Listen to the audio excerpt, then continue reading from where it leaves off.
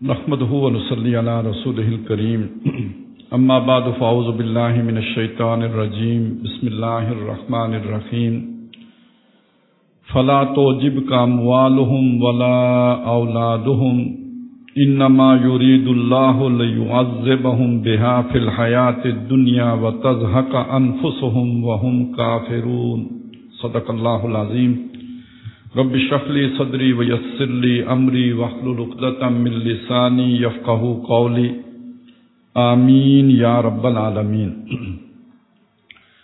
ہم نے دجال کے حوالے سے جن احادیث کا مطالعہ کرنا ہے، ظاہر ہے اس کی بنیاد ہم نے قرآن مجید کے جو تعلیمات ہیں اس پہ رکھی تھی، لیکن یہ کہ ہر نشست سے پہلے بھی میں چاہتا ہوں کہ کوئی ایک آدھ نقطہ قرآن مجید سے ایسا ہمارے سامنے آ جائے کہ جو ان تعلیمات کو اثر نو اجاگر کر دے، واضح کر دے۔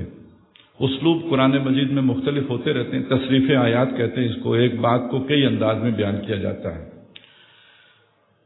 سورہ توبہ میں جہاں مسلمانوں پر ایک بڑی شدید آزمائش آئی کہ سب کو نکلنے کا حکم دیا گیا سلطنت روما سے ٹکرانے کے لیے، موسم بڑا شدید تھا، گرمی کے دن تھے، سفر بہت طویل تھا، سلطنت روما سے ٹکراؤ تھا جو وقت کی سپر پاور ہے، اور اس کے علاوہ یہ بھی کہ قحط سالی کا دور تھا، اور اب فصل پک کے تیار تھی کھجوروں کی، اور اندیشہ تھا کہ اگر اتنے طویل سفر پہ چلے گئے تو یہ فصل بھی ضائع ہو جائے گی۔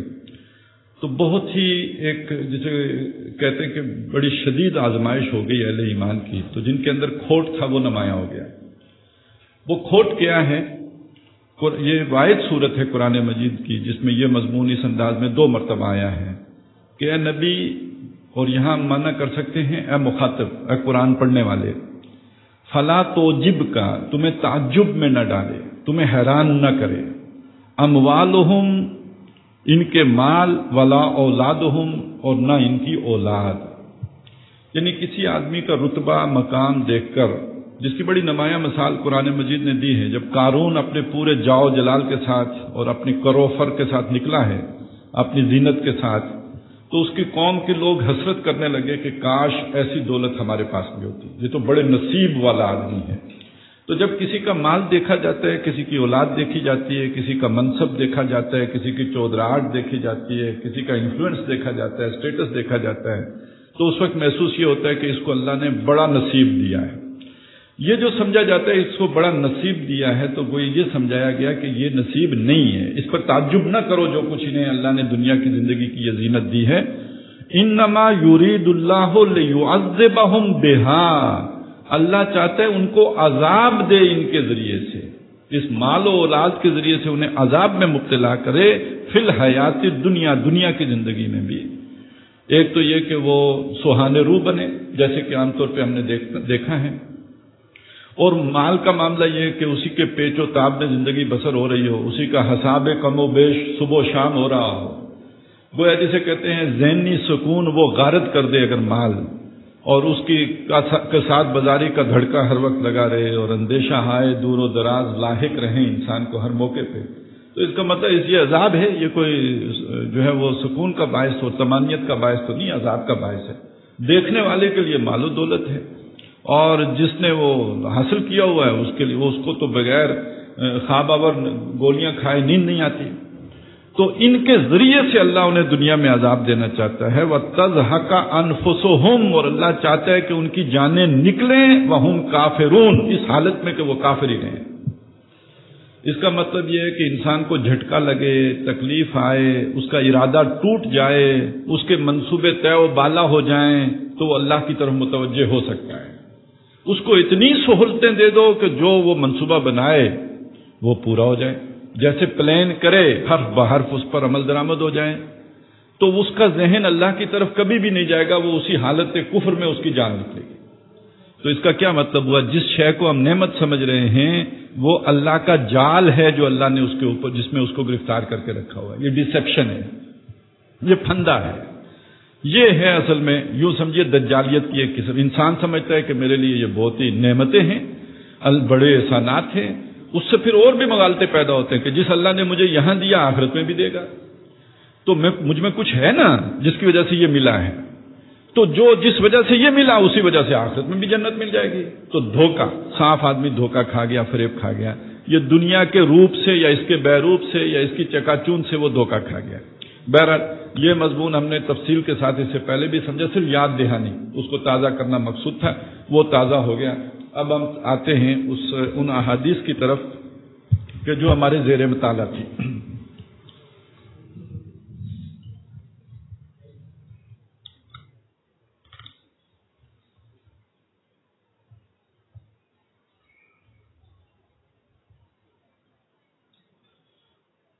دجال کے بارے میں جو باتیں ہم نے جان لی تھی ان میں یہ بھی تھی کہ اس کان دجال سے حضرت نوح علیہ السلام سے لے کر نبی اکرم صلی اللہ علیہ وسلم تک ہر نبی نے اپنی امت کو خبردار کیا، وارن کیا، ڈرایا اس سے. اس کے بعد نبی اکرم صلی اللہ علیہ وسلم یہ بتاتے ہیں، یہ مشکات شریف جلد پنجم سے حدیث نمبر 38 ہے اور یہ متفقن علیہ ہے، یعنی بخاری اور مسلم دونوں کی روایت ہے جس کو مشکات نے لیا ہے. اور حضرت ابو ہریرہ رضی اللہ تعالیٰ عنہ اس کے راوی ہیں. وہ فرماتے ہیں کہ ایک دن رسول کریم صلی اللہ علیہ وسلم نے فرمایا، آگاہ رہو کہ دجال کے بارے میں ایسی بات بتاتا ہوں جو کسی اور نبی نے اپنی قوم کو نہیں بتائی ہے. اور وہ بات یہ ہے کہ دجال کانا ہوگا. وہ اپنے ساتھ جنت و دوزخ کی مانند دو چیزیں لائے گا. وہ جس چیز کو جنت کہے گا حقیقت میں وہ آگ ہوگی. لہذا میں تمہیں اس دجال سے ڈراتا ہوں جیسا کہ نوح علیہ السلام نے اپنی قوم کو ڈرایا.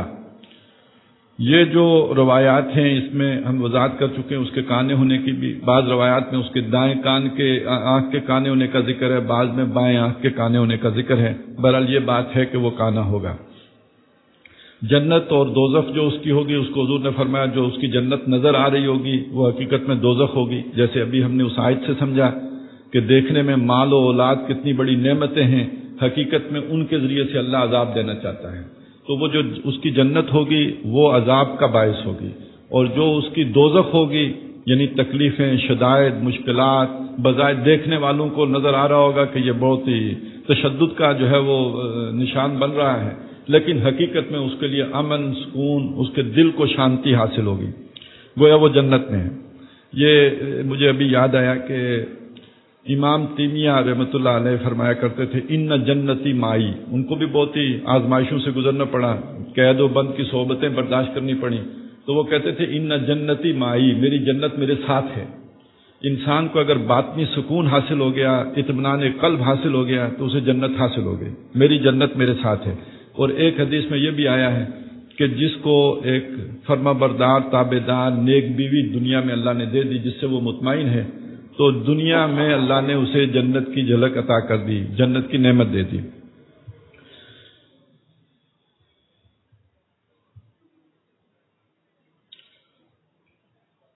یہ مشکات ہی کی حدیث ہے کہ جس میں نبی اکرم صلی اللہ علیہ وسلم، یہ حدیث نمبر 41 ہے اور یہ بھی متفقن علیہ ہے. اور حضرت نواس ابن سمان رضی اللہ تعالیٰ عنہ اس کو روایت کرتے ہیں کہ ایک دن رسول کریم صلی اللہ علیہ وسلم نے دجال کے نکلنے، اس کی فریب کاریوں اور اس کے فتنے میں لوگوں کے مبتلا ہونے کا ذکر فرمایا اور کہا کہ اگر دجال نکلے اور بالفرض میں تمہارے درمیان موجود ہوں تو میں اس سے تمہارے سامنے جھگڑوں اور دلیل کے ذریعے اس پر غالب آؤں، اور اگر دجال اس وقت نکلا جب میں نہ ہوں گا تو پھر میں تم میں سے ہر شخص کو اپنی ذات کی طرف سے جھگڑنے والا، جو اپنی ذات کی طرف سے جھگڑنے والا ہوگا، اور میرا وکیل اور خلیفہ ہر مسلمان کے لیے اللہ تعالیٰ ہوگا. اس کی بھی ہم وضاحت کر چکے ہیں، لیکن یہ کہ اب یہ یہاں تک ہم پہنچے تھے، اس سے آگے اس روایت کو لے کے چلتے ہیں. اس کی اور نشانیاں حضور بیان فرما رہے ہیں، لیکن جو بات کہی گئی ہے اسے سمجھ لیں کہ دجال کے ساتھ جو بھی جھگڑا ہوگا وہ کوئی اسلحے کا جھگڑا نہیں ہے، وہ جھگڑا ہے دلیل کا جھگڑا ہے، وہ ایک آرگومنٹ کا جھگڑا ہے. یعنی وہ جو اس کا جو سب سے بڑا فریب ہوگا اس کا یہ والا فریب ہوگا جو دلائل کا فریب ہوگا، جو استدلال کا فریب ہوگا، جس کو ہم نے قرآن مجید سے زخرف القول غرور کے ذیل میں سمجھا تھا. جو شیاطین انسانوں کی طرف وحی کرتے ہیں زخرف القول غرورا لتسخا الیہم افئدۃ الذین لا یؤمنون بالآخرہ. اس کا مطلب یہ ہے جن لوگوں کا آخرت پر یقین نہیں ہوگا وہ دجال کی ان لچھے دار باتوں میں گرفتار ہو جائیں گے. اس کی مزید نشانیاں یہ ہوں گی کہ اس کے بال گنگریالے ہوں گے، اس کی آنکھ پھولی ہوئی ہوگی، گویا اس کو قطن کے بیٹے عبدالعزیٰ سے تشبیہ دے سکتا ہوں۔ یہ ہمارے لیے تو دونوں باتیں ایک جیسی ہو گئی، لیکن صحابہ کے لیے وہ شخص جو ہے وہ موجود ہوگا تو وہ کسی نہ درجے میں وہ تشبیہ ان کے لیے قابل قبول ہو سکتی ہے۔ پس تم میں سے جو شخص اس کو پائے اس کو چاہیے کہ وہ اس کے سامنے سورہ کہف کی ابتدائی آیتیں پڑھے۔ اب سورہ کہف کی ابتدائی آیتوں میں جو مضمون ہمارے سامنے آیا وہ کیا تھا؟ دنیا کی بے بذاتی اور بے ثباتی کا ذکر آیا تھا کہ یہ ہے تو بڑی چکا چوند والی، بڑی اٹریکٹیو، بڑی پرکشش، بہت اپنی طرف کھینچنے والی، لیکن یہ کہ یہ اس کے اندر دوام نہیں ہے، یہ دھوکہ ہے۔ سب سے بڑا دھوکہ یہ ہے، سب سے بڑا فریب یہ ہے، سب سے بڑا دجل یہ ہے کہ آپ جو ہے وہ دنیا کی زلف کے اسیر ہو جائیں۔ لہذا اب اس کو اگر دیکھیں مانوی طور پر اور خاص طور پہ دلیل کے نقطہ نظر سے تو بات کیا بنی کہ جو دنیا گرفتار دنیا بڑی آسانی سے دجال کے دجل کا شکار ہو جائے گا۔ یہی پہلی 10 آیات کا مضمون ہے اور یہی آخری 10 آیات کا مضمون ہے۔ الذین ضل سعیہم فی الحیات الدنیا، تو جو اپنی ساری محنت دنیا میں گم کر بیٹھا اس کے لیے دجال تو نجات دہندہ ہوگا، اس کے لیے دجال مسیحا ہوگا، اس کے لیے دجال بہت بابرکت پیر ہوگا جو ایک آنکھ جھپکنے سے اس کے سارے مسئلے حل کر رہا ہوگا، اس کے جو ہے تمام مشکلات دور کر رہا ہوگا، اس کے لیے ساری آسانیاں جو دنیا کی آسانیاں اسے فراہم کر رہا ہوگا، دنیا کی جنت اسے عطا کر رہا ہوگا۔ یہ پہلی 10 اور آخری 10 آیات کا مضمون ہے۔ لیکن یہ کہ ایک باطنی طور پر ہو سکتا ہے ان آیات کا کوئی ایسا روحانی اثر بھی ہو کہ جو دجال پر پڑنے کے نتیجے میں جو ہے وہ اس کا اثر زائل ہو جاتا ہو۔ لیکن جس دجل میں ہم مبتلا ہیں، دنیا کا دجل جس کے پھیرے میں ہم آئے ہوئے ہیں، اور عہد حاضر ملک الموت ہے تیرا کہ جس نے قبض کی روح تیری دے کے تجھے فکر معاش، جس دجل میں ہم گرفتار ہیں اس سے نکلنے کے لیے تو ان آیات کا فہم حاصل کرنا بہت ضروری ہے۔ تو ابتدائی 10 آیتیں پڑھے، اور مسلم ہی کی ایک روایت میں ہے کہ یہ الفاظ ہیں کہ اس کو چاہیے کہ وہ اس کے سامنے سورہ کہف کی ابتدائی آیتیں پڑھے، کیونکہ وہ آیتیں تمہیں دجال کے فتنے سے مامون و محفوظ رکھیں گی۔ جان لو دجال اس راستے سے نمودار ہوگا جو شام اور عراق کے درمیان ہے۔ ایک بات ہمارے سامنے اس سے پہلے آ چکی ہے، اور وہ بات یہ تھی کہ اس کی ایک حدیث میں دائیں آنکھ کے کانے ہونے کا ذکر تھا، ایک حدیث میں بائیں آنکھ کے کانے ہونے کا ذکر تھا۔ اب جب خروج کی بات آئی ہے تو یہاں دجال کے خروج کا ذکر ہے کہ وہ شام اور عراق کے درمیان کا جو راستہ ہے وہاں سے ظاہر ہوگا، وہاں سے اس کا خروج ہوگا۔ ابھی یہ نوٹ کیجئے، آگے چل کے ہم دیکھیں گے کہ کسی اور جگہ سے بھی اس کے خروج کا ذکر ہے۔ اور دائیں بائیں فساد پھیلائے گا، پس اے اللہ کے بندو، اب وہ بریکٹ میں ہے، اس وقت جب کہ دجال نکلے تم اپنے دین پر ثابت قدم رہنا۔ راوی کہتے ہیں کہ ہم نے یہ سن کر عرض کی یا رسول اللہ صلی اللہ علیہ وسلم وہ کتنے دنوں زمین پر رہے گا؟ آپ صلی اللہ علیہ وسلم نے فرمایا 40 دن۔ لیکن یہ 40 دن عام دن نہیں ہے، ایک دن تو 1 سال کے برابر ہوگا، اور ایک دن 1 مہینے کے برابر ہوگا، اور ایک دن 1 ہفتے کے برابر ہوگا، اور باقی دن تمہارے عام دنوں کے مطابق ہوں گے۔ اس کی جو بھی علماء نے تشریح کی ہے وہ تقریباً 13 مہینے بنائے۔ ویسے اس کی بہت ساری تشریحات ہیں، بعض لوگوں نے مختلف ادوار بھی مراد دیے ہیں، پہلا دور، دوسرا دور، یعنی پہلا دور سب سے طویل ہوگا، دوسرا اس سے کم ہوگا، تیسرا اور کم ہو جائے گا، پھر معمول پہ آ جائے گا۔ ایک معنی یہ لیا گیا ہے کہ یہ گویا اسی طرح گنتی کر کے تو وہ کوئی 13 مہینوں کے قریب اس کا دورانیہ بنایا گیا ہے کہ وہ دنیا میں رہے گا۔ ہم نے عرض کیا یا رسول اللہ صلی اللہ علیہ وسلم ان دنوں میں سے جو ایک دن 1 سال کے برابر ہوگا، کیا اس روز ہماری ایک دن کی نماز کافی ہوگی؟ آپ صلی اللہ علیہ وسلم نے فرمایا نہیں، بلکہ نماز پڑھنے کے لیے ایک دن کا حساب لگانا ہوگا۔ اب اس کو ہم یا تو ایک تو وہ میں نے توجیہات بیان کر دی جو علماء نے کی ہیں، اگر کوئی اس کی اور توجیہ ممکن ہے تو ایک توجیہ یہ ہے کہ بالفرض دجال جو رب ہونے کا دعویٰ کرے گا اس کی طاقت اتنی بڑھ جائے، یعنی یہ سائنس اور ٹیکنالوجی اتنی ترقی کر دے کہ سورج کی حرکت یا زمین کی حرکت کو کنٹرول کرنا ان کے لیے ممکن ہو جائے تو پھر یہ دنوں کا اونچ نیچ کی ایک سمجھ وہ بھی آتی ہے. گویا یہ بھی ان کی قدرت میں اگر آ جائے تو پھر تو یہ بہت آسان بات ہو گئی، بہت واضح ہو گئی کہ وہ گویا روٹیشن اگر اس کی کم کر دیں تو سپیڈ سلو کر دیں زمین کی تو اس سے بھی دن کا فرق پڑ جائے گا. یا یہ کہ سورج کا کام تو زیادہ مشکل ہے اس کو روکنا، لیکن یہ کہ یہ والا کام جو ہے اس کی نسبت آسان ہوگا. واللہ اعلم. تو ہم ایک نماز کافی ہوگی؟ فرمایا نہیں، بلکہ نماز پڑھنے کے لیے ایک دن کا حساب لگانا ہوگا. ہم نے عرض کی یعنی وہ 24 گھنٹے کا حساب لگانے، اس وقت تو لوگوں کو یہ سمجھنا مشکل ہوگا، آج بڑا آسان ہے، گھڑی تو پاس ہوگی، 24 گھنٹے کے مطابق آپ جو ہے وہ سابقہ اوقات کے مطابق اپنی نمازیں ادا کر سکتے ہیں. ہم نے عرض کیا یا رسول اللہ صلی اللہ علیہ وسلم زمین پر کتنا زیادہ تیز چلے گا، اس کی سپیڈ کیا ہوگی، اس کی رفتار کیا ہوگی؟ آپ صلی اللہ علیہ وسلم نے فرمایا وہ اس مہینہ یعنی ابر کی مانند تیز رفتار ہوگا جس کے پیچھے ہوا ہو. اس ابر کی مانند تیز رفتار ہوگا جس کے پیچھے ہوا ہو، یعنی اس کی تیز رفتاری کا ذکر ہے یہاں پہ. اور بعض دوسری روایات میں اس کا ذکر یوں کیا گیا ہے کہ اس کی جو ہے وہ سواری جو ہے وہ ایک جگہ سے دوسری جگہ کو جو سفر ہوگا، جو اس کے گدے کی ٹاپ ہوگی، ایک ٹاپ سے دوسری، جیسے تمہارا مہینے بھر کا سفر ہے وہ ایک ٹاپ میں طے کر لے گا. تو اس کو آپ قیاس کر سکتے ہیں ہوائی جہاز کے سفر پر.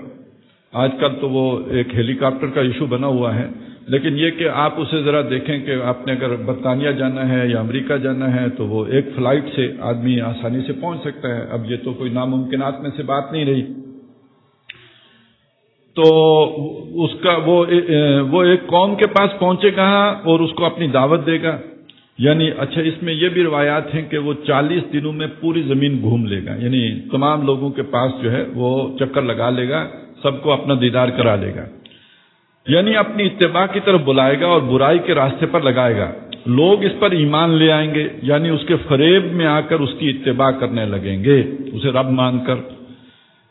پھر وہ اپنے تابعداروں کو نوازنے کے لیے ابر کو بارش برسانے کا حکم دے گا تو بارش برسائے گا. یہ اب حیرت کی بات نہیں ہے، یعنی مصنوعی بارش تو اب تقریباً ہمارا انسانی علم وہاں تک پہنچ چکا ہے، تو اس میں ذرا تھوڑا مزید کمال حاصل کر لے گا. اور وہ اب ناممکنات میں سے یہ بات ہے نہیں. اور زمین کو سبزہ اگانے کا حکم دے گا تو زمین سبزہ لگائے گی. اب کتنے صحرا ہیں جو سرسبز و شاداب ہو چکے ہیں. سعودی عرب گندم میں خود کفیل ہو چکا ہے، وادی غیر ذی زرع اور امارات کے اندر جو ہے وہ شجرکاریاں ہو رہی ہیں اور سبزیاں اگ رہی ہیں، بلکہ سننے میں تو آ رہا ہے کہ وہ ایکسپورٹ بھی کرنا انہوں نے شروع کر دیا ہے. تو یہ تو ساری در حقیقت اس سائنسی ترقی اور ٹیکنالوجی کی بدولت ہے جو سب کچھ ہو رہا ہے.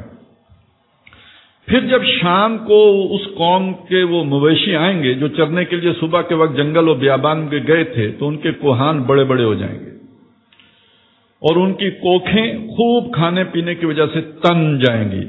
پھر اس کے بعد دجال ایک قوم کے پاس پہنچے گا اور اس کو اپنی دعوت دے گا. یعنی یہ خوشحالی دجال لے کے آئے گا، سبزہ بھی خوب ہوگا، جانور بھی خوب جو ہے وہ سیر ہو کے پیٹ بھر کے آئیں گے، موٹے تازے بھی ہو جائیں گے، اور یہ کاشتکاری بھی خوب ہوگی، بارش بھی برسے گی. اور یہ سارا قدرت دجال کی ہے. یعنی یہ کہ جو اللہ تعالیٰ کے کام ہیں، بارش برسانا اور سبزہ اگانا، وہ دجال ان پر دسترس حاصل کر لے گا. پھر وہ ایک قوم کے پاس پہنچے گا اور ان کو اپنی دعوت دے گا، یعنی اپنی خدائی کی طرف بلائے گا. دعوت کا مطلب یہ نہیں کہ وہ کوئی غلط یعنی کہے گا جو آج کل جیسے ہو رہا ہے. ہو سکتا ہے وہ بے حیائی کو ختم کرنے کے لیے آئے، کہے جی بے حیائی ختم کرتے ہیں، بڑا اچھا ایجنڈا لے کے آئے اور وہ کہے کہ ہم ایک فلاحی ریاست بناتے ہیں. یہ ساری باتیں ہو سکتی ہیں، لیکن اس کے اندر جو بس کی گانٹھ ہے وہ کیا ہوگی؟ خدا میں ہوں، رب میں ہوں، مجھے رب مانو. تو اپنی خدائی کی طرف بلائے گا کہ مجھے پروردگار تسلیم کرو. لیکن اس قوم کے لوگ اس کی دعوت کو رد کر دیں گے، یعنی وہ اس کی بات کو قبول نہیں کریں گے اور اس پر ایمان لانے سے انکار کر دیں گے اور وہ ان کے پاس سے چلا جائے گا. یعنی اللہ تعالیٰ اس کو اس قوم کی طرف سے پھیر دے گا. پھر اس قوم کے لوگ کہے تو خشک سالی اور تباہ حالی کا شکار ہو جائیں گے. اس کا مطلب ہے کہ سالہ سال ان کی بارشیں روک دے گا. بارش نہیں برسے گی اور اس کے نتیجے میں قحط سالی آ جائے گی. تو جو بھی قدرت کی یہ ساری نعمتیں ہیں یہ ساری دجال کے کنٹرول میں چلی جائیں گی. شاید آکسیجن بچ جائے کہ وہ ملٹی نیشنل کے ہتھے نہ چڑھے، تو باقی تو یہ ساری چیزیں آہستہ آہستہ آپ دیکھ رہے ہیں ادھر جا رہی ہیں. یہ جو بیجوں میں تبدیلیاں آئی ہیں اور جو آج ہم بڑی خوشی سے جو بیج استعمال کرتے ہیں، جی فصل بہت زیادہ ہوگی، اس کا ایک نتیجہ نکلے گا. سائنسدان ہی بتاتے ہیں کہ جس زمین میں اتنے سال آپ اگر یہ بیج بوتے رہیں گے تو اس کے بعد وہ زمین آپ کا لوکل بیج قبول ہی نہیں کرے گی، فصل ہوگی ہی نہیں، جس کا مطلب ہے کہ آپ ڈیپینڈنٹ ہو جائیں گے وہ بیج لینے کے. اچھا، اس بیج کی خصوصیت یہ ہے کہ وہ آئندہ بارآور نہیں ہوتا، آپ کو ہر سال نیا بیج لینا ہے. تو جس کا مطلب یہ ہے کہ یہ سارا کچھ جو ہے وہ چلا جائے گا. جو بھی آج ہم کہتے ہیں ملٹی نیشنل کمپنیاں، ان کے کنٹرول میں چلے جائے گا. وہ ایک ادارہ وجود میں آ گیا ہے. پھر بعد میں قانون سازی ہو جاتی ہے باقاعدہ. وہ قانون سازی یہ ہو جاتی ہے کہ آپ لوکل بیج استعمال ہی نہیں کر سکتے. بعض مغربی ممالک میں یہ چیز شروع ہو چکی ہے. یہ ایک عجیب تماشا ہے. لوگوں نے یہ تجربے کیے ہیں کہ ایک کھیت میں آپ وہ ہائیبرڈ بیج لگائیں، دوسرے کھیت میں لوکل بیج لگائیں. وہ ہائیبرڈ اگلے سال تو کام کا نہیں ہے لیکن لوکل بیج تو ہے. لیکن ان کی جو تھوڑی بہت کراس پولینیشن ہوتی ہے اس کے نتیجے میں یہ لوکل بیج بھی اس میں بھی بہتری آ جاتی ہے، اگلے سال اس کی فصل زیادہ ہو جاتی ہے. تو بعض لوگ اس تجربے پہ چل پڑے تو پھر قانونی طور پہ پابندی لگا دی گئی کہ آپ اس علاقے میں جو اپنا لوکل بیج ہے وہ استعمال ہی نہیں کر سکتے. وہ جرمانہ ہوتا ہے، بہت بھاری جرمانہ ہوتا ہے اس پہ. یہ میں اس لیے بتا رہا ہوں کہ دجال نے تو آنا ہے، شخص دجال نے، لیکن دجالیت پوری طرح مسلط ہو چکی ہے. اس کے آثار جو ہیں آپ کو ہر طرف سے جو ہے چھائے ہوئے نظر آ رہے ہوں گے، یہاں تک کہ وہ مال و اسباب سے بالکل خالی ہو جائیں گے. وہ لوگ جنہوں نے دجال کا انکار کیا ہوگا، غربت کا شکار پوری قوم. اب نوٹ کیجئے ان الفاظ کو کہ اگر آپ نے ہماری بات نہ مانی تو ہم آپ کو پتھر کے دور میں پہنچا دیں گے. یہ پتھر کے دور کی بات ہو رہی نا. قحط سالی ہوگی اور یہ ہوگا وہ ہوگا اور وہ غربت کا شکار ہو جائیں گے، خالی ہاتھ ہو جائیں گے. اس کے بعد دجال ایک ویرانے سے گزرے گا. اب یہ سرسبز و شاداب جگہ تھی اور خوشحال جگہ تھی، یہ ویرانے میں بدل گئی، پتھر کے دور میں پہنچ گئی. اب وہ پتھر کے دور والے لوگوں میں سے گزرے گا، ویرانے سے گزرے گا اور اس کو حکم دے گا وہ اپنے خزانوں کو نکال دے. چنانچہ وہ ویرانے دجال کے حکم کے مطابق اپنے خزانوں کو اگل دیں گے اور وہ خزانے اس طرح اس کے پیچھے ہو لیں گے جس طرح شہد کی مکھیوں کے سردار ہوتے ہیں. پھر دجال ایک شخص کو جو جوانی سے بھرپور یعنی نہایت قوی و توانا جوان ہوگا اپنی طرف بلائے اور اس بات سے غصہ ہو کر اپنی طرف بلائے گا اور اس کی بات سے غصہ ہو کر کہ اس نے اس کی الوہیت کا انکار کر دیا تو اپنی طاقت و قدرت ظاہر کرنے اور اپنے غیر معمولی کارناموں کی ابتدا کے لیے اس پر تلوار کا ایسا ہاتھ مارے گا کہ اس کے 2 ٹکڑے ہو جائیں گے، جیسا کہ تیر نشانے پہ پھینکا جاتا ہے. یعنی اس کے جسم کے دونوں ٹکڑے ایک دوسرے سے اس قدر فاصلے پر جا گریں گے جتنا فاصلہ تیر چلانے والے اور اس کے نشانے کے درمیان ہوتا ہے. اتنے دور دور کر دے گا آپ کو. ویسے بھی اب جب کوئی بم بلاسٹ ہوتا ہے تو ایک ٹکڑے کیا کہ ہزاروں ٹکڑے ہو جاتے ہیں.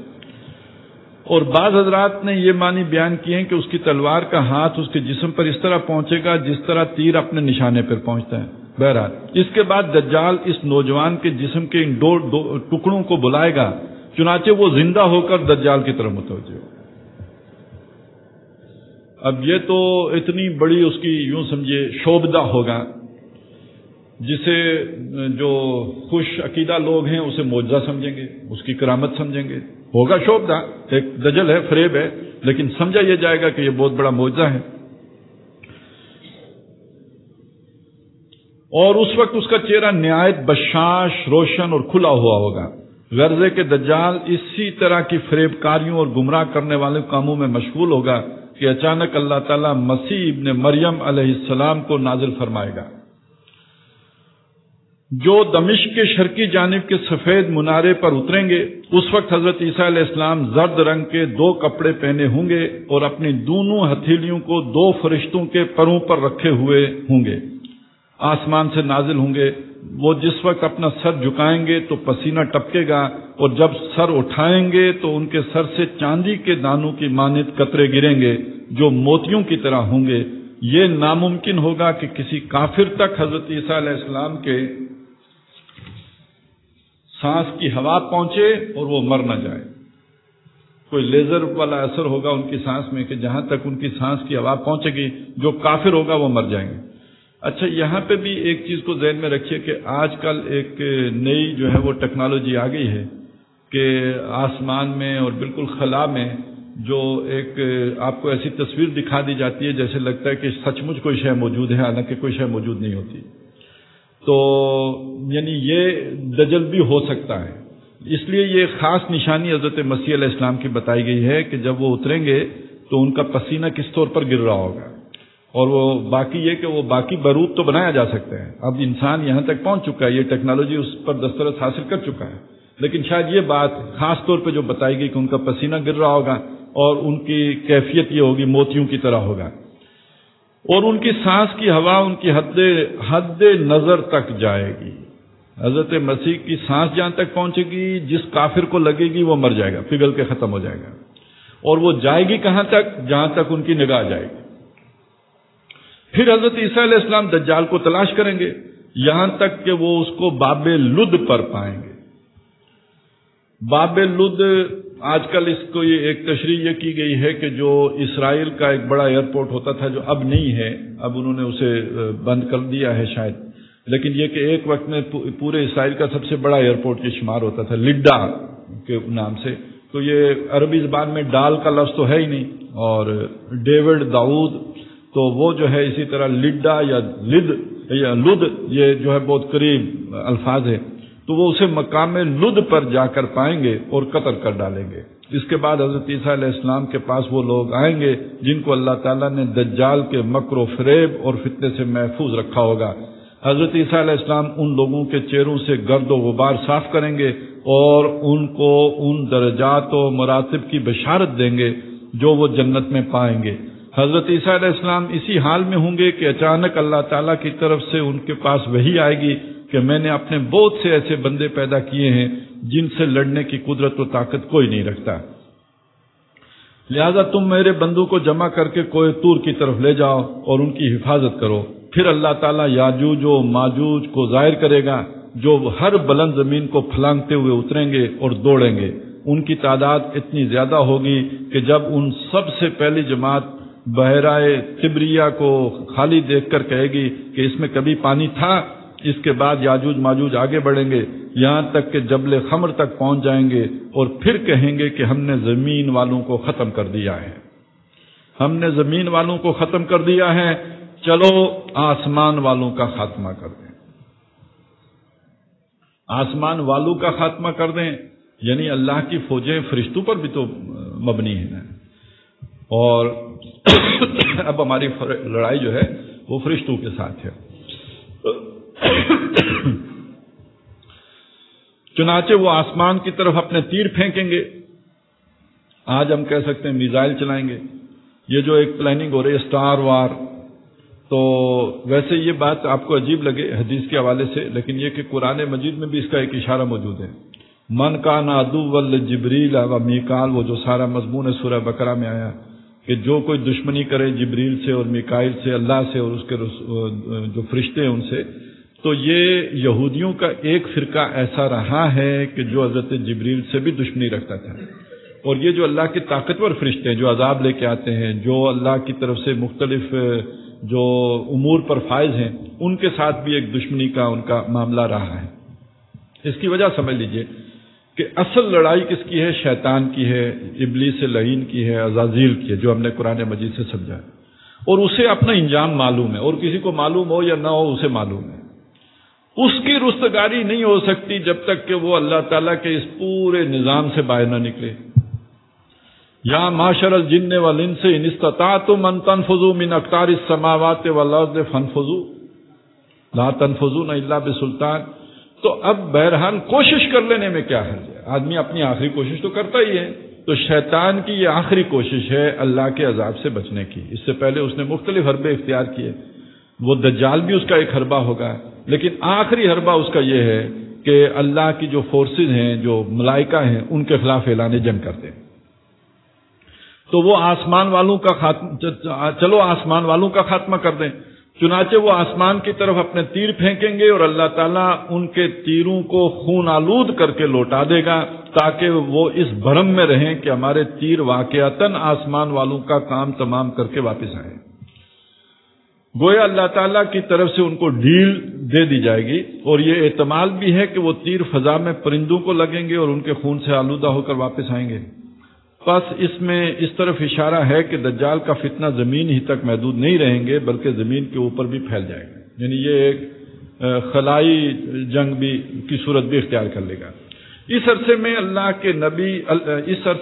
کے نبی اور ان کے رفقا یعنی حضرت عیسیٰ علیہ السلام اور اس وقت کے مومن کوہ طور پر روکے رکھے جائیں گے، اور ان اسباب معیشت کی تنگی و قلت ان پر اسباب معیشت کی تنگی و قلت اس درجے کو پہنچ جائے گی کہ اس کے لیے بیل کا سر تمہارے آج کے 100 دیناروں سے بہتر ہوگا۔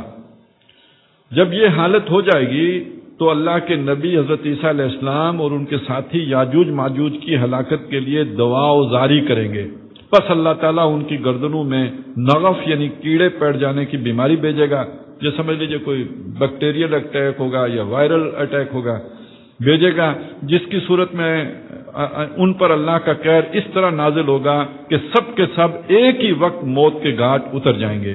اللہ کے نبی حضرت عیسیٰ علیہ السلام ان کے ساتھ اس بات سے آگاہ ہو کر پہاڑ سے زمین پر آئیں گے، اور انہیں زمین پر ایک بالشت کا ٹکڑا بھی ایسا نہیں ملے گا جو یاجوج ماجوج کی چربی اور بدبو سے خالی ہو۔ اس مصیبت کے دفعہ کے لیے حضرت عیسیٰ علیہ السلام اور ان کے ساتھی اللہ تعالیٰ سے دعا کریں گے، تب اللہ تعالیٰ بختی اونٹ کی گردن جیسی لمبی لمبی گردنوں والے پرندوں کو بھیجے گا جو یاجوج ماجوج کی لاشوں کو اٹھا کر جہاں اللہ کی مرضی ہوگی وہاں پھینک دیں گے، اور مسلمان یاجوج ماجوج کی کمانوں، تیروں اور ترکشوں کو 7 سال تک چلاتے رہیں گے۔ پھر اللہ تعالیٰ ایک زوردار بارش بھیجے گا جس سے کوئی بھی مکان خواہ وہ مٹی کا ہو یا پتھر کا، خواہ صوف کا، نہیں بچے گا۔ وہ بارش زمین کو دھو کر آئینے کی مانند صاف کر دے گی۔ پھر زمین کو حکم دیا جائے گا کہ اپنے پھلوں یعنی اپنی پیداوار کو نکال اور اپنی برکت کو واپس لا۔ چنانچہ زمین کی پیداوار اس قدر بابرکت و با افراط ہوگی کہ 10 سے لے کر 40 آدمیوں کی پوری جماعت ایک انار کے پھل سے سیر ہو جائے گی، اور اس انار کے چھلکے سے لوگ سایہ حاصل کریں گے۔ نیز دودھ میں برکت دے دی جائے گی، یعنی اونٹ اور بکریوں کے تھنوں میں دودھ بود ہوگا، یہاں تک کہ دودھ دینے والی ایک اونٹنی لوگوں کی ایک بڑی جماعت کے لیے کافی ہوگی، دودھ دینے والی ایک گائے لوگوں کے ایک قبیلے کے لیے کافی ہوگی، اور دودھ دینے والی ایک بکری آدمیوں کی ایک چھوٹی سی جماعت کے لیے کافی ہوگی۔ بہرحال لوگ اسی طرح کی خوشحال اور امن و چین کی زندگی گزار رہے ہوں گے کہ اللہ تعالیٰ ایک خوشبودار ہوا بھیجے گا جو ان کی بغل کے نیچے کے حصے کو پکڑے گی، یعنی اس ہوا کی وجہ سے ان کی بغلوں میں ایک درد پیدا ہوگا، اور پھر ہوا ہر مومن اور ہر مسلمان کی روح قبض کر لے گی، اور صرف بدکار شریر لوگ دنیا میں باقی رہ جائیں گے جو آپس میں گدھوں کی طرح مختلط ہو جائیں گے، اور انہی لوگوں پر قیامت قائم ہوگی۔ اس پوری روایت کو مسلم نے نقل کیا ہے، علاوہ دوسری روایت کو ان الفاظ ترمذی نے بھی نقل کیا ہے۔ بہرحال یہ ایک طویل روایت تھی جس میں یوں سمجھیے کہ قیامت تک کے حالات و واقعات کا احاطہ کیا گیا تھا۔ تھوڑی سی اس کی میں تفصیل عرض کر دوں، چونکہ یاجوج ماجوج کا بھی ذکر آیا ہے۔ یاجوج ماجوج کے بارے میں مختلف نظریات ہیں۔ ایک خیال یہ ہے اور کہ یہ ایک کوئی مخلوق ہے، کہیں اللہ نے قید کر کے رکھی ہوئی ہے، ہم اس سے واقف نہیں ہیں، وہ ایک غیر انسانی مخلوق ہے اور ان آخری وقتوں میں اچانک ظاہر ہوگی۔ دوسرا خیال جو زیادہ جو ہے وہ قرآن کے مضمون کے ساتھ ہم آئیں گے، اس لیے کہ ایک وقت وہ تھا کہ یاجوج ماجوج انسانوں کے ساتھ خلط ملط تھے اور مختلف اوقات میں ان کی ٹولیاں نکلتی بھی رہی ہیں، تو وہ خیال یہ ہے کہ یہ انسان ہی ہیں اور انسانوں کا کوئی خاص گروہ ہے جس کو یاجوج ماجوج کہا گیا ہے۔ اور اس میں ابوالکلام آزاد کی جو تحقیق ہے وہ یہ کہتی ہے کہ یہ حضرت نوح علیہ السلام کی اولاد میں سے ہیں، جو ان کے ایک بیٹے تھے حضرت یافس، جن کی نسل شمال میں جا کے آباد ہوئی اور خاص طور پہ روس کے علاقے میں ابتداءً آباد ہوئی ہے، اور تورات میں اسی حضرت یافس ہی کی نسل میں گاگ اور میگاگ کے نام کے 2 بھائیوں کا ذکر بھی ملتا ہے، انہی سے جو 2 قبیلے چلے ہیں وہی گاگ میگاگ ہی ہیں جو یاجوج ماجوج ہیں۔ پھر انہی کی نسلیں ہیں جو جا کے یہ چائنا اور پھر اس کے بعد اسکینڈینیوین کنٹریز میں اور پھر جو ہے وہ آ کے برطانیہ وغیرہ میں آباد ہوئی ہیں۔ تو اسی سارے مفہوم کو سامنے رکھتے ہوئے علامہ اقبال نے جب برطانوی سامراج آیا تھا تو اس وقت وہ شعر کہا تھا کہ کھل گئے یاجوج و ماجوج کے لشکر تمام، چشم مسلم دیکھ لے تفسیر حرف ینسلون۔ تو اس رائے کے حامل لوگوں کا کہنا یہ ہے کہ یاجوج و ماجوج کا کوئی ایک خروج نہیں ہے، ان کے کئی خروج ہیں۔ چنانچہ بعض روایات میں اس طرح کی تفاصیل بھی آئی ہیں کہ یاجوج ماجوج نکل چکے ہوں گے، تم حج اور عمرہ بھی کرتے رہو گے اور اپنے کھیت اور باغ بھی لگاتے رہو گے، یعنی حالات معمول پہ رہے۔ یاجوج ماجوج کا ایک خروج اس قسم کا ہے۔ البتہ ایک خروج وہ ہے جو حضرت مسیح علیہ السلام کے دور میں ہوگا۔ جو اس وقت دنیا کی صورتحال ہے اس میں اگر ہم دیکھیں تو ان حالات و واقعات کے لیے سٹیج سیٹ ہو چکا ہے دجال کے نکلنے کے لیے، بلکہ اس سے پہلے مسلمانوں کی لیڈرشپ کے لیے ایک حضرت مہدی کا ذکر چونکہ ان روایات میں نہیں آیا ہے، دوسری روایات میں موجود ہے، تو مسلمانوں کے حالات جس طرح دیگرگوں ہو چکے ہوئے ہیں تو ایک متحدہ لیڈرشپ کی انہیں بہت ضرورت ہے۔ تو وہی وہ لیڈرشپ ہے جس کو احادیث میں حضرت مہدی کے نام سے جو ہے وہ موسوم کیا گیا ہے۔ اس کے بعد جو جنگیں ہونی ہیں وہ ابھی تک تو ان کا ہم نے ذکر نہیں پڑھا، لیکن میرے پاس جو روایات ہیں ان میں ان کا ذکر موجود ہے کہ رومیوں کے ساتھ جنگیں ہونی ہیں، یعنی آپ نیٹو کہہ لیجیے، آج کے رومی نیٹو فورسز ہیں، ان کے ساتھ آپ کی جنگیں ہونی ہیں۔ پھر یہ جو جنگوں کا سلسلہ ہے یہ 7 سال رہنا ہے اور بالآخر مسلمان ترکی تک کا علاقہ فتح کرنے، اور یہ بھی اب سمجھ میں آتا ہے کہ یہ جو جنگ چلے گی شام اور ان علاقوں سے ہوتی ہوئی یہ ترکی کی طرف جائے گی اور یہ سارا علاقہ مسلمان فتح کر لیں گے۔ ترکی میں مسلمان فوجیں ہوں گی جب یہ خبر پہنچے گی کہ دجال نکل گیا ہے۔ اب وہ اس کے لیے واپس آئیں گے، خبر جھوٹی ہوگی لیکن جب واپس آئیں گے تو وہ فی الواقع نکل چکا ہوگا، وہ اس کا خروج ہو چکا ہوگا۔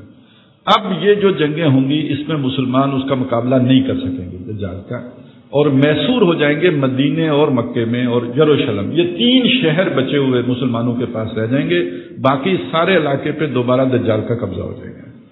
اب آئیں گے حضرت مسیح علیہ السلام مسلمانوں کی مدد کرنے کے لیے، یہ حالت جنگ میں اتریں گے اور اس وقت مسلمان فوجیں محصور ہوں گی دمشق میں جب یہ حضرت مسیح علیہ السلام کا نزول ہوگا۔ ان کے آنے کے بعد پھر پانسا پلٹے گا اور وہ دجالی فورسز جو ہے وہ شکست خوردہ ہو جائیں گے۔ پھر آخری مرحلہ وہ ہے کہ جس میں وہ یاجوج ماجوج نکلیں گے جو ابھی ہم نے تفصیل کے ساتھ پڑھا۔ اب ہم ذرا ان حالات کے اندر اگر اسے دیکھیں تو پہلی جنگ عام مسلمانوں کی یا یہ کہ مہدی کی قیادت میں مسلمانوں کی رومی فوجوں کے ساتھ ہے جو جاری ہے۔ اس کے مختلف مراحل ہیں، مختلف علاقوں میں ہیں جو اس وقت چل رہے ہیں، لیکن یہ کہ اس وقت یہ کوئی باقاعدہ منظم اور اس طرح کی نہیں ہے، لیکن جب وہ لیڈرشپ آ جائے گی تو یہ منظم صورت اختیار کر لے گی، یہ پھر ایک باقاعدہ جسے کہیں جہاد فی سبیل اللہ کی صورت اختیار کر لے گی ایک امیر کی قیادت میں، اور یہ ہوگی ساری ان رومی فوجیوں کے خلاف۔ تو اس میں کچھ غیر مسلم لوگ مسلمانوں کی مدد بھی کریں گے، ممکن ہے کہ وہ مدد جو ہے وہ رشیا کی طرف سے بھی ہو جائے، واللہ عالم، لیکن بہرحال کہ اس کا امکان رہے گا۔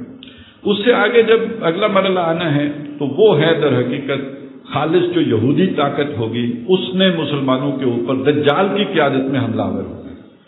اس میں اب وہ دجالی قیادت جو ہوگی وہ کدھر سے ظاہر ہوگی، کیا ہوگا، یہ ایک حدیث تو ہم نے پڑھ لی کہ یہ عراق اور شام کے درمیان کی جو گھاٹی ہے وہاں سے یہ نکلے گا۔ ایک اور روایت بھی ہے، وہ حدیث اس وقت میرے سامنے نہیں ہے، اس میں یہ ہے کہ یہ خراسان سے نکلے گا۔ خراسان سے جب نکلے گا تو 70,000 یہودی جو ہیں اصفہانی یہودی، وہ بھی اس کے ساتھ سبز چادریں اوڑے ہوئے اس کے ساتھ ہوں گے۔ تو معلوم ہوا کہ یہ طاقت جدھر ہم دیکھ رہے ہیں ادھر سے نہیں نکل کے آ رہی دجال کی طاقت، یہ طاقت اس مشرقی علاقے سے نکل کے جا رہی ہے اس طرف عرب کے علاقے کی طرف۔ اور اس وقت جو اس کا سعودی عرب کا اور ایران کا کانفلکٹ ہے یہ آگے بڑھتے بڑھتے شاید بات یہاں تک پہنچے مختلف مراحل سے گزرتے ہوئے، اور اس میں پھر یہ کہ اس وقت ویسے جو اصل یہودی ہیں ان کی جو سب سے بڑی کنسنٹریشن ہے وہ ہے بھی اصفہان کے اندر۔ جو اس وقت جو اسرائیل ہے اس میں اشکنازی یہودی ہیں، یہ نسلاً یہودی نہیں ہے، یہ کنورٹڈ یہودی ہیں۔ تو بہرحال یہ دجال یہ طاقت ہوگی۔ پھر آخری جو نکلے گا وہ کون سی طاقت ہو سکتی ہے دنیا میں جس کا مڈل ایسٹ میں انٹرسٹ رہ جائے گا؟ آپ نے رومی اٹھا کے پھینک دیے، ساتھ امریکہ بھی چلا گیا۔ اس کے بعد جو بھی یہودی قوت تھی اس کو بھی آپ نے توڑ پھوڑ کے رکھ دیا ہے. اب اس کے بعد کیا رہ جائے گا؟ وہ کون ہے کہ جس کو اب ضرورت ہوگی کہ وہ قبضہ کرے اس سونے کا انڈا دینے والی چڑیا پر؟ تو جو ہمارے سامنے صورتحال ہے اب وہ چائنا ہی رہ جاتا ہے، مستقبل کی سپر طاقت جس سے ہماری دوستی ہمالیہ سے بلند اور سمندروں سے گہری ہے.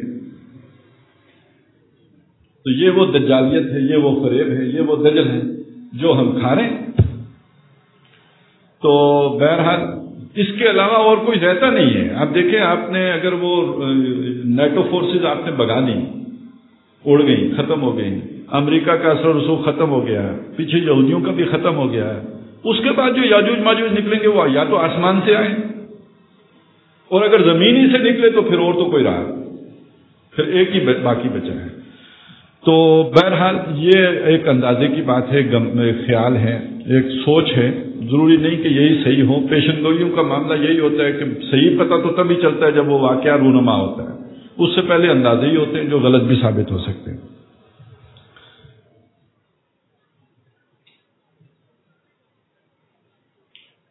یہ بھی متفقن علیہ حدیث ہے، اور حضرت ام شریک کہتی ہیں رضی اللہ تعالیٰ عنہ کہ نبی کریم صلی اللہ علیہ وسلم نے فرمایا کہ لوگ دجال کے مکر و فریب اور فتنہ و فساد کے خوف سے بھاگ کر پہاڑوں پر چڑھ جائیں گے.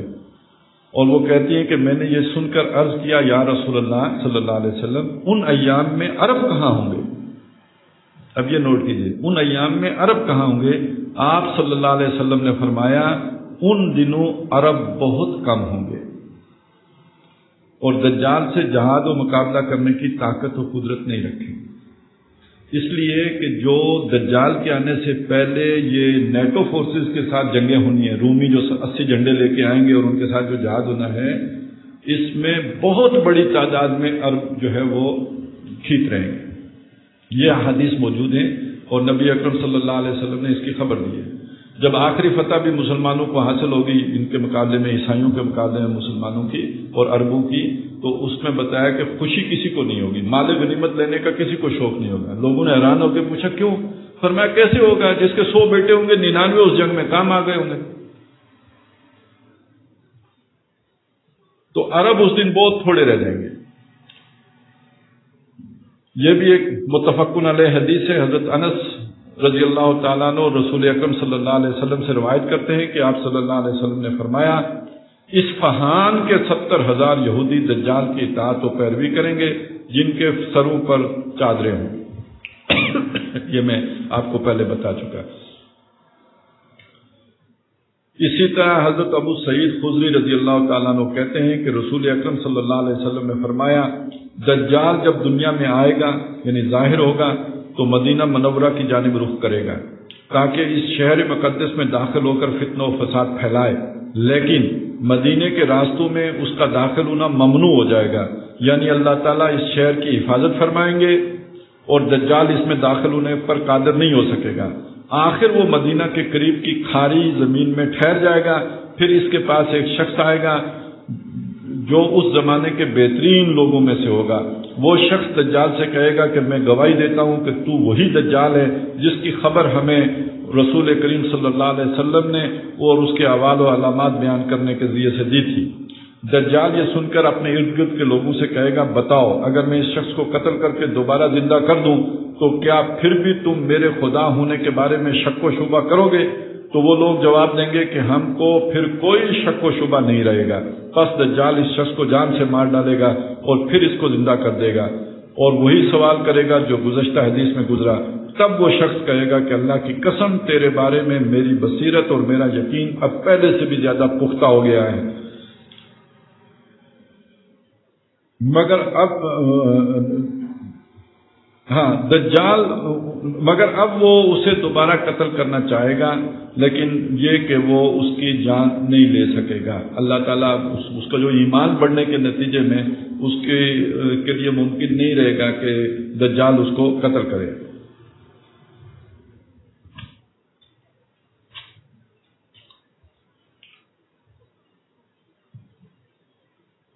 حضرت ابو ہریرہ رضی اللہ تعالیٰ عنہ روایت کرتے ہیں کہ رسول اکرم صلی اللہ علیہ وسلم نے فرمایا کہ مسیح دجال مدینہ منورہ میں داخل ہونے کے ارادے سے مشرق کی طرف سے آئے گا، یہاں تک کہ وہ احد پہاڑ کے پیچھے جو مدینہ منورہ سے 3 میل کے فاصلے پر ہے آ کر رکے گا۔ پھر مذکورہ شخص کے واقعے کے بعد فرشتے اس کا منہ شام کے علاقے کی طرف پھیر دیں گے تاکہ جہاں سے آیا ہے وہیں پہ چلا جائے، اور وہ دجال وہاں یعنی شام میں ہلاک کر دیا جائے گا، جیسا کہ پیچھے گزرا کہ حضرت عیسیٰ علیہ السلام دجال کو شام کے گاؤں باب لد میں قتل کریں گے۔ حضرت ابو بکرہ نبی کریم صلی اللہ علیہ وسلم سے روایت کرتے ہیں کہ آپ صلی اللہ علیہ وسلم نے فرمایا، اہل مدینہ دجال کے رعب و خوف سے محفوظ رہیں گے اس دن جبکہ دجال مدینے میں داخل ہونے کے ارادے سے آئے گا۔ مدینے کے 7 دروازے ہوں گے اور ہر دروازے پر 2 فرشتے مامور ہوں گے، لیکن اس سے پہلے مدینے میں ایک واقعہ ہو چکا ہوگا، وہاں پہ کوئی کہا گیا ہے کہ آوازیں ہوں گی، دھماکے ہوں گے، اور اس کے نتیجے میں جو منافقین ہوں گے وہ مدینہ چھوڑ کے نکل چکے ہوں گے۔ اس کو یہ سمجھ لیجئے کہ جب کسی شہر میں جنگ کا خطرہ ہوتا ہے، آج کل جیسے شام میں ہو رہا ہے، تو وہ جو سیانے لوگ ہوتے ہیں وہ جلدی جنگ شروع ہونے سے پہلے ہی نکلنے کی فکر کرتے ہیں۔ انہیں جب آثار دیکھتے ہیں کہ جنگ آ رہی ہے تو وہ شہر چھوڑ کے بھاگ جاتے ہیں، کسی دوسری جگہ پہ جا کے سکونت اختیار کر لیتے ہیں۔ اور یہ کون لوگ ہوتے ہیں؟ جن کے وسائل ہوتے ہیں۔ ایک عام آدمی اپنا شہر چھوڑ کے کدھر جائے گا؟ اسے کہاں تحفظ ملے گا، کہاں پناہ ملے گی؟ تو غریب آدمی تو کہتا ہے بس یہیں جینا ہے، یہاں مرنا ہے، وہ تو کہیں اسے زبردستی پکڑ کے گھسیٹ کے نکالیں تو نکالیں، وہ اپنا گھر نہیں چھوڑ سکتا ہے۔ وہ لوگ جو پروفیشنل ہیں جنہیں جا کے دوسری جگہ پہ بھی نوکری مل جاتی ہے، جو نئی جگہ پہ بھی اپنا کاروبار جما سکتے ہیں، جو پاکستان نہیں تو امریکہ چلے جائیں گے، یورپ چلے جائیں گے، یہ وہ لوگ ہیں کہ جو شہر سب سے پہلے چھوڑتے ہیں۔ آپ افغانستان میں بھی دیکھیں، جب جنگ ہوئی ہے تو سب سے پہلے جن لوگوں نے چھوڑا تجارت پیشہ لوگ ہیں، جو ہائی پروفائل جو ہیں گریٹ ہیں، یہ وہ انہوں نے چھوڑا، پروفیشنلز ہیں انہوں نے چھوڑا، یہ وہ لوگ ہیں جو چھوڑ دیں گے۔ تو مدینے میں جو اس طرح کے لوگ ہوں گے وہ سارے مدینہ چھوڑ کے بھاگ جائیں گے، اور اب جو مدینے میں خالص لوگ بچے ہوں گے ان کو اللہ تعالیٰ امن دے دے گا اور ان کے اوپر دجال کا کوئی خوف نہیں ہوگا۔ مشکات شریفی میں یہ بھی ایک حدیث نمبر 51 ہے، اور یہ بھی متفقن علیہ ہے کہ حضرت فاطمہ بنت قیس، وہ جو تمیم داری والی حدیث ہے، وہ طویل حدیث، وہ انہوں نے اس میں بیان کیا ہے اور اکثر حضرات کے علم میں ہوگی۔ اس کا ایک مختصر سا خلاصہ میں عرض کر دوں کہ وہ ایک کہیں ان کے سفر میں تھے سمندری، اور ان کی کشتی بھٹک کے کسی جزیرے میں پہنچ گئی۔ کون سا جزیرہ تھا، کئی اس کی کیا آسانیاں ہیں، بس کسی جگہ پہنچ گئی، اور وہاں پہ ان کو ایک کوئی چیز ملی عجیب الخلقت قسم کی۔ انہوں نے پوچھا کون ہو، تو اس نے کہا میں جساسہ ہوں، یعنی وہ کوئی جو دجال ہے اس کی جاسوس سمجھ لیجئے۔ تو پھر وہ لے گئی انہیں اس جگہ پہ جہاں پہ وہ دجال قید تھا، زنجیروں میں جکڑا ہوا۔ اس نے کچھ سوالات پوچھے کہ وہ تبریہ جھیل کا کیا معاملہ ہے، فلانا باغ آباد ہے یا نہیں ہے۔ تو ہر سوال کے جواب میں جب اسے کہا گیا کہ جی آباد ہے، جی بری ہوئی ہے، تو اس نے کہا عنقریب نہیں ہوگی۔ اور پھر اس نے کہا کہ جب ایسا نہیں ہوگا تو پھر میں آزاد ہو جاؤں گا۔ ابھی یعنی اس دور میں جب نبی کریم صلی اللہ علیہ وسلم کا جو دور ہے، دجال زنجیروں میں جکڑا ہوا تھا، اور امکان یہ ہے کہ اس کے 1000 سال کے بعد کھلا ہو۔ اور اب یہ جو کچھ بھی دنیا میں ہو رہا ہے، جو رینائنسنس ہے، تو اس کے پیچھے ساری وہ دجالی سوچ کار فرما ہو، جو ہم نے سورہ کاف کے پہلے رکوع کے ضمن میں جو چیزیں پڑھی تھی کہ در حقیقت اس سائنس اور ٹیکنالوجی کی ترقی نے دنیا کے دجل میں لاکھوں گنا اضافہ کیا ہے، تو گویا یہ سب کے پیچھے پلاننگ اسی دجال کی ہو۔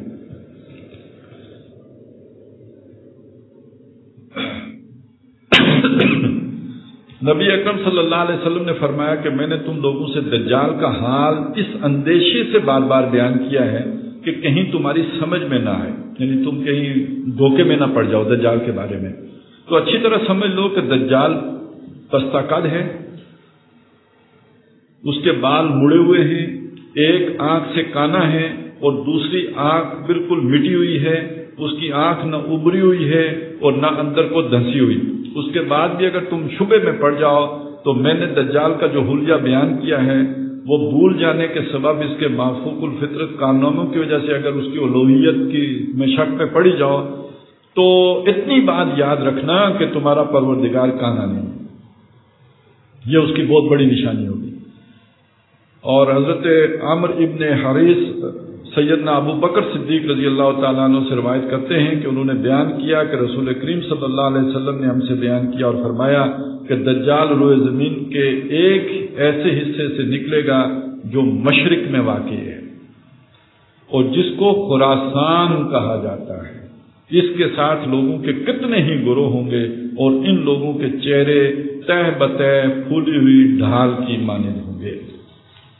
اب آپ نے دیکھا کہ یہ ایک نئی بات آئی ہے، میں نے پہلے بھی اس کا ذکر کیا تھا. جیسے آنکھ کا ذکر آیا تھا اسی طرح یہ بھی معاملہ ذرا تھوڑا مختلف ہے. ایک جگہ ذکر ہے کہ عراق اور شام کی درمیانی گھاٹی سے نکلے گا، دوسری جگہ ذکر ہے کہ یہ ملک خراسان سے نکلے گا. خراسان نبی اکرم صلی اللہ علیہ وسلم کے دور میں یہ جو شمالی افغانستان کا علاقہ ہے، ہمارا جو مالاکنڈ کا علاقہ ہے، اور یہ دریائے سندھ سے اوپر اور اٹک سے اس پیچھے، اور دوسری طرف یہ کہ جو ایران کا یہ آج بھی صوبہ خراسان ہے، یہ سارا علاقہ اس دور میں خراسان تھا. اب خراسان کے نام سے ایک ایران میں صوبہ باقی ہے، باقی کوئی اس نام کی چیز باقی نہیں ہے. تو یہ پورا علاقہ اس میں سے کوئی بھی جگہ مراد ہو سکتی، کہیں سے بھی نکل سکتا ہے. لیکن یہ کہ اصل تطبیق تو کرنے کی ضرورت یہ ہے، اس بات کی ہے کہ وہ جو خراسان سے نکلے گا وہ کیا معنی رکھتا ہے اور جو وہاں سے نکلے گا. تو مجھے یہ لگتا ہے کہ یہ ایسی چیزیں بتاتی ہیں دجال دو ہوں گے. میں نے پہلے وضاحت کی ہے کہ ایک دجال تو شخص دجال ہے، ایک دجال جو ہے وہ کوئی طاقت بھی ہے. جیسے یہ مافوق الفطرت جو شعبدے ہیں، بارش برسانا ہے، یہ کرنا ہے، وہ کرنا ہے، تو ایک علاج معالجے کی ترقی اس درجے میں ہو جانا کہ آدمی کو مار کے زندہ کر لینا ہے. تو یہ تو سارا میڈیکل سائنس اور ان چیزوں کے ذریعے سے بھی ممکن ہو رہا ہے. تو بعض چیزوں کا تعلق سائنس اور ٹیکنالوجی سے جڑ جاتا ہے، بعض چیزوں کا تعلق امریکہ سے جڑ جاتا ہے جو آپ کو پتھر کے دور میں پہنچا سکتا ہے، یا یہ کہ آپ کو جو ہے وہ ڈالروں کی نمازشیں کر سکتا ہے. آپ کو کبھی گرے لسٹ میں، کبھی بلیک لسٹ میں، اور کبھی گڈ لسٹ میں، کبھی بیڈ لسٹ میں ڈالنے کی جو صلاحیت رکھتا ہے. تو بعض چیزیں وہ ہیں کہ جو ایک شخص دجال سے متعلق ہیں. اب وہ جو شخص دجال ہے معلوم ہوتا ہے وہ بھی دو ہوں گے. اس کا ایک روپ کوئی اور ہے، دوسرا روپ کوئی اور ہے. تو جیسے کہ وہ دجال آئے گا جو بڑا جو رب ہونے کا دعویٰ کرے گا، تو وہ دنیا کو کیا بتائے گا میں کون ہوں؟ دنیا کو بتائے گا وہ میں مسیح ہوں جس کا تم انتظار کر رہے تھے.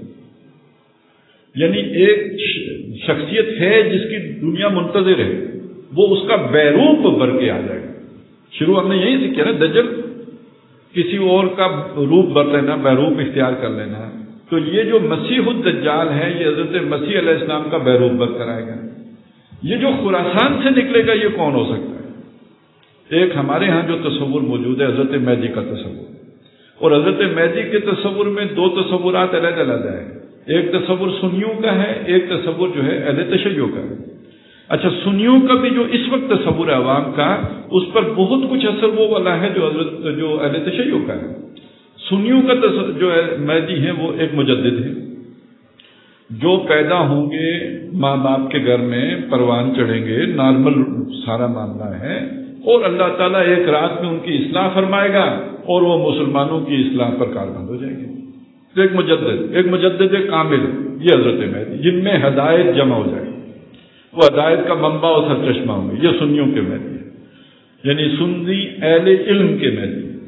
وگرنہ عام جو سنی تصورات ہیں ان میں تو مہدی بھی اپنے وہ خاصی تصور رکھتا ہے. اس کے مقابلے میں اہل تشیع کا مہدی کون ہے؟ یہ جو 12ویں امام غائب ہو گئے ہیں، جو گم ہو گئے، جو غار میں جا کے بیٹھے بادشاہوں کے ڈر سے، اور پھر کچھ عرصہ ان کے ساتھ کچھ لوگ ملاقاتیں کرنے آتے جاتے رہے. یہ غیابت صغریٰ ہے ان کی. پھر اس کے بعد ہر کسی سے ملنا جلنا انہوں نے بند کر دیا، یہ غیابت کبریٰ ہو گئی ان کی. اب وہ آخری دور میں ظاہر ہوں گے. یہ امام منتظر ہیں، یہ جب آخری دور میں ظاہر ہوں گے تو یہ بڑے مافوق الفطرت قسم کے کارنامے سر انجام دیں گے. یہ جو ہے یروشلم کا قبضہ حاصل کریں گے، اور یروشلم کا قبضہ حاصل کر کے اس کے تہہ خانوں سے تورات اصلی والی برآمد کر کے یہودیوں کو تحفتاً پیش کریں گے. یہ اور بھی بہت، یعنی اس کے بعد یہ مدینے کی طرف بھی توجہ کریں گے، اور وہ بھی بعض باتیں ایسی منسوخ کی جاتی ہیں جو آدمی کہہ بھی نہیں سکتا ہے. تو یہ بھی ایک تصور دنیا میں موجود ہے. اب یہ ایسے کام ہیں کہ جو کسی عام آدمی کے لیے کرنا ممکن ہی نہیں ہے۔ ایسا کون سا لیڈر پیدا ہوگا جو یہ سارا کچھ ایران سے اٹھ کر جا کے آرام سے کرتا ہے؟ تو معلوم ہوتا ہے کہ وہ جو کوئی بھی ایک شخصیت ہوگی، ہاں ایک ہی شخصیت پہلے یہ روپ بھرے اور بعد میں وہ روپ بھرے، یا دو علیحدہ علیحدہ شخصیتیں ہوں گی کہ جن میں سے پہلے اس روپ میں ایک دجل ظاہر ہوگا اور بڑی تعداد میں لوگ اس کے پیچھے چلتے ہیں۔ آپ ذرا تصور کیجئے کہ اگر فرض کریں کل ایران اور اسرائیل آپس میں آمنے سامنے ہوتے ہیں اور ایران اسرائیل کو بھی جو ہے وہ شکست دے دیتا ہے اور یروشلم ایران کے قبضے میں آ جاتے ہیں، تو مجھے ایک واقعہ یاد ہے، آپ کو معلوم ہے کہ جو حزب اللہ نے اسرائیلی حملہ ناکام کیا تھا، ابھی کوئی 10 سال 5 سال پہلے کی بات ہے، تو میرا ایک خالہ جات بھائی کراچی میں رہتا ہے، کاروباری آدمی، کوئی پڑھا لکھا بھی نہیں ہے، وہ فون پہ بات ہو رہی تھی، کہنے لگے یار لگتا تو یہ ہے کہ اللہ تعالیٰ شیعوں کے ساتھ ہے، ہم سنیوں کے ساتھ نہیں۔ تو جب وہ ہو کہ ہر طرف جو ہے ایرانی جھنڈے گاڑتے بڑھتے چلے جائیں اور ہمارے دشمنوں کو مارتے چلے جائیں، تو بہرحال عام سنی مسلمان بھی یہی سمجھے گا کہ اللہ تعالیٰ کی مدد تو ان کے ساتھ شامل ہے۔ تو یہ ایک دجل جو ہے وہ لاحق ہونے کا خطرہ ہمیشہ رہے گا۔ اب اس میں جو سمجھنے کی بات ہے وہ کیا ہے؟ موٹا حضور، جیسے حضور نے بیان کیا کہ دیکھیے ایک بات تو نہ بھولنا، وہ بات کیا ہے؟ وہ بات یہ ہے کہ دجال کے ذمن میں وہ کانا ہوگا تمہارا رب کانا ہے، باقی اگر بھول بھی گئے تو یہ بات نہ بھولنا۔ اسی طرح یہ مہدی، جیسے یہ مہدی ہو جو خراسان سے نکلے۔ اچھا ویسے تو یہ مہدی کا رواج اتنا ہے ہمارے ہاں کہ ہر شہر سے کوئی نہ کوئی مہدی نکل ہی آتا ہے۔ ایک دو مہدیوں سے میری بھی ملاقات ہوئی ہے، وہ بھی آ کے مجھے بھی دعوت دے کے گئے، کئی مہدی ملے بلکہ، لیکن ایک دو نے تو خاص طور پہ بیعت کرنے کی بھی جو ہے وہ فرمائش کی ہے۔ تو یہ مہدی تو ادھر ادھر سے نکل آتے ہیں، تو جو موٹا اصول ہے سمجھنے کا وہ کیا ہے؟ وہ جو اصلی والا مہدی ہے نا، وہ نکلے گا جب ظاہر ہوگا۔ پہلی بات یہ کہ وہ خود نہیں کہے گا کہ جی آپ میرے ساتھ چلیں، اس کو لوگ مجبور کریں گے کہ ہم آپ کے ہاتھ پہ بیعت کرنا چاہتے ہیں۔ اور یہ سارا کچھ منعقد کہاں پہ ہوگا؟ یہ خانہ کعبہ میں ملتزم کے سامنے ہوگا۔ بس یہ موٹی بات یاد رکھیں۔ جو کوئی دائیں بائیں سے نکل کے مہدی ہونے کا دعویٰ کرے بنگلہ دیش سے یا کراچی سے یا کسی اور جگہ سے، تو وہ مہدی الدجال سمجھنے سے، وہ دجل ہے، اس کا فریب ہے۔ اور جو اصلی مہدی ہوگا وہ نکلے گا جو ہے وہ ملتزم کے سامنے سے ظاہر ہوگا۔ ویسے میں نے بھی اپنے دونوں مہدیوں سے یہی کہا تھا کہ اس کے لیے ہم حج کرنے چلتے ہیں، پھر وہاں آپ کی نشانیاں ظاہر ہوئیں تو ہم ملتزم کے سامنے، اگر کسی نے ہمیں ٹھہرنے دیا تو پھر ہم سوچیں گے ادھر بیٹھ کے۔ تو اصل بات یہ کہ جو بھی اصلی مہدی ہوگا وہ وہاں سے ظاہر ہوگا۔ تو بہرحال یہ کچھ احادیث جو میں نے آپ کے سامنے رکھی، ان کا ایک یوں سمجھے لب لباب ہے، ساری احادیث تو نہیں ہے لیکن موٹا موٹا تصور ہمارے سامنے آ جائے۔ اس میں جو اصل بات ہے وہ کیا ہے کہ دجالیت ایک فتنہ ہے، جو اس فتنے میں مبتلا ہوگا وہ دجال کا بڑا آسان شکار بن جائے گا۔ جو اپنے آپ کو اس فتنے سے بچا کے رکھے گا اس کے لیے اللہ تعالیٰ اس موقع پر بھی مدد کرے گا اس کی، اور وہ دجال کے سامنے بھی ڈٹ کے کھڑا ہو سکے گا۔ دجالیت کیا ہے جو فتنہ ہے؟ یہ دنیا کی محبت ہے۔ موٹی سی بات، فی قلوبہم مرض فزادہم اللہ مرضا، جس کے دل میں یہ بیماری ہوگی تو دجال آ کے اس بیماری کا اضافے کا باعث بن جائے گا۔ اللہ تعالیٰ اس فتنے کو اس لیے بھیجے گا لتسقى الیہم افئدۃ الذین لا یؤمنون بالآخرہ، تاکہ اس کے مکر و فریب کی طرف ان لوگوں کے دل مائل ہو جائیں کہ جو آخرت پر ایمان نہیں رکھتے۔ تو اللہ تعالیٰ ہمیں آخرت پر ایمان مستحکم کرنے کی توفیق عطا فرمائے، اور آخرت اگر دور نظر آتی ہو تو قبر تو دور نہیں ہے۔ بعض لوگ عذاب قبر کا انکار اس لیے کرتے ہیں کہ اس کو تصور میں لانا آسان ہے۔ دوزخ کو تصور میں آپ لائیں گے وہ ذرا آپ کو فاصلے پہ نظر آئے گا، تو قبر تو سامنے ہے، یہ تو اتنی دور کی شے ہی نہیں ہے جس میں تو فوری طور پہ جانا ہے۔ تو اس عذاب کا ہی انکار کر دو تو تھوڑا بندہ ریلیکس فیل کرتا ہے، تھوڑا سکون ہو جاتا ہے۔ لتسقى الیہم افئدۃ الذین لا یؤمنون، تو لوگوں کو یہ بات بھلی معلوم ہوتی ہے، قبول بھی کر لیتے ہیں۔ تو بہرحال جو بات سوچنے کی ہے وہ یہ کہ آنکھ بند ہونی ہے، اور پھر یہ کہ قبر میں اترنا ہے۔ اور قبر کے حوالے سے بہرحال اگر اس طرح کی بات ہے تو ایک بات اس کے برعکس بھی ہے، جیسے اللہ کے نبی نے فرمایا صلی اللہ علیہ وسلم کہ یہ جنت کے باغوں میں سے ایک باغ ہے یا دوزخ کے گڑھوں میں سے ایک گڑھا ہے، یعنی یہ برزخ ہے، جس کا مطلب یہ ہے کہ آپ اس زمینی زندگی سے نکل کر آپ جا رہے ہیں ایک کہکشاؤں کی زندگی میں۔ اگلا مرحلہ کہکشاؤں کی زندگی کا ہے۔ تو وہ جو جیسے آپ خلائی سفر پہ جا رہے ہوں تو پہلے آپ کو تربیت دی جاتی ہے نا، ایک دم تو آپ خلائی سفر پہ نہیں، آپ کی فٹنس ضروری ہے اس سفر پہ جانے کے لیے. تو یہ قبر کا دور اس کے لیے ہے، اور اس میں آپ کا یہ جو بھی کہکشاؤں کا سفر ہے، یا تو وہ جنت کا سفر ہے یا دوزخ کا سفر ہے، یا تو وہ جو ہے وہ دوزخ کے گڑھوں میں سے ایک گڑھا ہے یا جنت کے باغوں میں سے ایک باغ ہے. تو اللہ تعالی ہمیں ان چیزوں پر فوکس کرنے کی توفیق عطا فرمائے. پھر دجل فجل ہمیں کوئی دھوکہ نہیں دے سکتا، پھر وہ نظر تیز ہو جاتی ہے. اور اگر دنیا پہ فوکس رہے تو پھر ہر طرح کا فریب اس کا آدمی شکار ہو جاتا ہے. اس کو بڑی آسان مثال سے بھی سمجھ لیں کہ جو ہوتے ہیں نا یہ جو ٹھگنے والے ٹھگ، فریب دجل کرنے والے جو ٹھگ ہوتے ہیں، یہ کس کو ٹھگتے ہیں؟ لالچی آدمی کو ٹھگتے ہیں. آپ چاہتے ہیں آپ کو سستا پلاٹ مل جائے، آپ گئے. آپ چاہتے ہیں جو گاڑی 16 لاکھ کی آپ کو 12 لاکھ میں مل جائے. ہمیشہ ٹھگ آ کے یہی کام کرتا ہے. تو جو لالچی نہیں ہوتا وہ کہتے ہیں یار یہ اتنی سستی تو نہیں ملتی، وہ اس کی ٹھگی میں نہیں آتا ہے. جو لالچی ہوتا ہے وہ ٹھگی میں آ جاتا ہے. اسی لیے مثل مشہور ہے، جب تک دنیا میں لالچی موجود ہیں ٹھگ بھوکا نہیں سوئے گا. تو یہ دنیا داروں پہ دجال کا حملہ جو ہے وہ کامیاب ہوتا ہے. اللہ تعالیٰ اس سے ہمیں محفوظ رکھے، معمور رکھے، حفاظت فرمائے اور آخرت پر توجہ دینے کی توفیق عطا فرمائے. اقول قولی ھذا واستغفر اللہ لی ولکم ولسائر المسلمین والمسلمات.